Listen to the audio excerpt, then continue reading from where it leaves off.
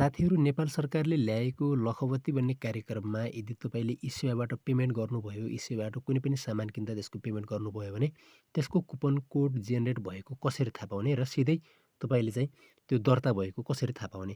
किनभने QR payment गर्नुभयो भने तपाईँले दर्ता गर्नु पर्दैन र नगदमा गरेको कारोबार मात्र दर्ता गर्नुपर्ने हुन्छ। त्यो मैले अघिल्लो भिडियोमा बताइसकेको छु नगदमा गरेको कारोबारलाई कसरी दर्ता गर्ने भनेर। तपाईँले ई-सेवामा आइसक्यो भन्दापछि अलि तल सिधै यसरी लास्टमा जानु होला। यहाँनिर ट्याक्स पेयर भनेको छ प्राइज प्रोग्राम। यहाँनिर क्लिक गर्नु होला। यहाँनिर चाहिँ ट्याक्स पेयरमा तपाईँले सिधै देख्न सक्नुहुन्छ। यसमा क्लिक गरिसक्यो भने चाहिँ मेक क्युआर पेमेन्ट भनेर यहाँ चाहिँ अटोमेटिकली तपाईँले ई-सेवाबाट क्युआर पेमेन्ट गर्नुभएको छ तपाईँको यहाँनिर इलिजिबल पेमेन्ट यहाँनिर देखाउँछ सिधै न। र त्यसभन्दा पछि तपाईँको कुपन कोड यहाँनिर जेनेरेट भइसकेको हुन्छ। यदि तपाईँले त्यो चाहिँ कुपन कोड तपाईँ यदि भाग्यशाली विजेतामा पर्नुभयो भने तपाईँले पैसा जित्नुभयो भने र त्यसभन्दा पछि तपाईँको यहाँनिर जुन कुपन कोड जेनेरेट भएको हुन्छ त्यो सिधै त्यहाँ म्याच भएको छ कि छैन भनेर हेरेर दाबी गर्न सक्नुहुन्छ। त्यो कसरी गर्ने भन्ने कुरा मैले अघिल्लो भिडियोमै बताइसकेको छु साथीहरू।